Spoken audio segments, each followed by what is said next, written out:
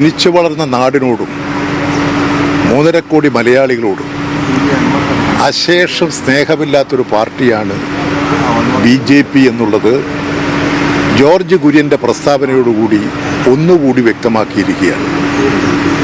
കേന്ദ്ര government India ഒരു രാജ്യമാണെന്ന് മനസ്സിലാക്കണം. ആദ്യം ഒരു രാജ്യം, ഒരു തെരഞ്ഞെടുപ്പ് എന്നൊക്കെ പറഞ്ഞ് നടക്കുന്നവരല്ലേ.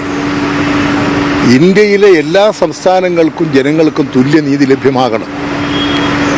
ഒരു കേന്ദ്രമന്ത്രി പറയുകയാണ്, ജോർജ് കുര്യൻ പറയുകയാണ്, കേരളം വളർന്ന് വികസിച്ചു പോയി, കേരളത്തിലെ ജനങ്ങൾ മെച്ചപ്പെട്ട ജീവിത നിലവാരമുണ്ട്, അവർ പാവപ്പെട്ടവരല്ല, അവർ പാവപ്പെട്ടവരാകട്ടെ, കേരളം വികസന രംഗത്ത് പിന്നോട്ട് പോകട്ടെ, സാമൂഹ്യക്ഷേമ രംഗത്ത്, ആരോഗ്യരംഗത്ത്, വിദ്യാഭ്യാസ രംഗത്ത് കേരളം തകരട്ടെ, അപ്പോൾ തരാം സഹായം എന്നാണ് ഒരു കേന്ദ്രമന്ത്രി പറയുന്നത്.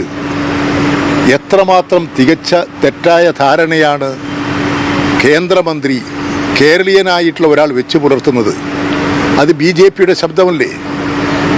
ഏതെങ്കിലും കേരളത്തിലെ മലയാളിയായിട്ടുള്ളൊരു BJPക്കാരന് ഇത് അംഗീകരിക്കാൻ സാധിക്കുമോ? അതിന് പ്രതികരണമുണ്ടാകണം. കേന്ദ്ര ഗവൺമെൻറ് ഇന്നലെ ധനമന്ത്രി അവതരിപ്പിച്ചിരിക്കുന്ന ബഡ്ജറ്റ് കേരളത്തോട് കാണിച്ചിട്ടുള്ള അവഗണന, കേരള വിരുദ്ധ മനോഭാവം, ഇത് കേരളത്തിലെ ജനങ്ങളാകെ മനസ്സിലാക്കും.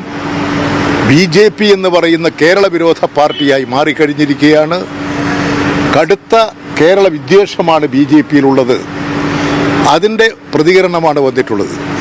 അതുകൊണ്ട് കേരള സമൂഹമാകെ, എല്ലാ പാർട്ടിയിലും പെടുന്നവരും പാർട്ടിയിൽപ്പെടാത്തവരും കേരളത്തെ സ്നേഹിക്കുന്ന മുഴുവൻ ജനങ്ങളും BJPയുടെ ഈ നിലപാടിനെതിരെ, കേന്ദ്ര ബഡ്ജറ്റിനെതിരെ, കേരളത്തോട് കാണിക്കുന്ന ഈ കടുത്ത അവഗണനയ്ക്കെതിരെ ശക്തമായി പ്രതിഷേധിക്കാൻ മുന്നോട്ട് വരണം എന്നാണ് എല്ലാവരോടും എനിക്ക് അഭ്യർത്ഥിക്കാനുള്ളത്.